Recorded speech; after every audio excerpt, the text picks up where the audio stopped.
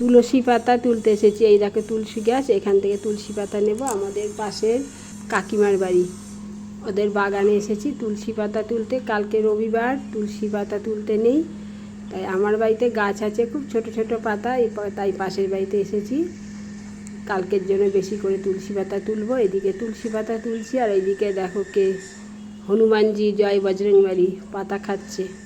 এখন তার কোথাও ফল নেই, তাই খেয়ে বাঁচতে তো হবে, তাই পাতা খাচ্ছে।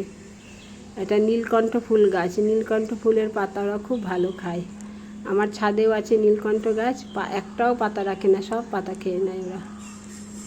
এই যে কাকিমার বাগান, তুলসী পাতা তোলা হয়ে গেছে, আর ভাবলাম কাকিমার বাগানটা তোমাদের সাথে একটু শেয়ার করে নিই। অনেক রকম ফুল আছে, এখনও ফোটেনি। আর এই গাছটা দেখো, এই ডগার পাতাগুলো দেখো, একটাও পাতা নেই, সব পাতা হনুমানে খেয়ে নিয়েছে।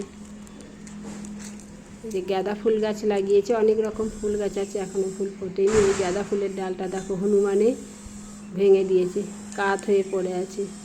এই গাছে একটা সুন্দর টুনটুনি পাখি বসেছিল, উড়ে গেল, তোমাদের সঙ্গে শেয়ার করব ভাবলাম, উড়ে গেল, দেখাতে পারলাম না। এই ফুলটা দেখো, এটা আমার বাড়িতেও আছে। ওইদিকে তো নীলকণ্ঠ ফুলের পাতা খেয়েই যাচ্ছে হনুমানের, নিশ্চিন্তে, ওর কোনো চিন্তা নেই, পাতা খেয়ে যাচ্ছে। এই যে ডাল সব ভেঙে দিয়েছে গাঁদা ফুলের ডালগুলো। কেমন লাগলো কাকিমার বাগান, সবুজের মাঝে চলে এলাম। সবাই ভালো থেকো, সুস্থ থেকো।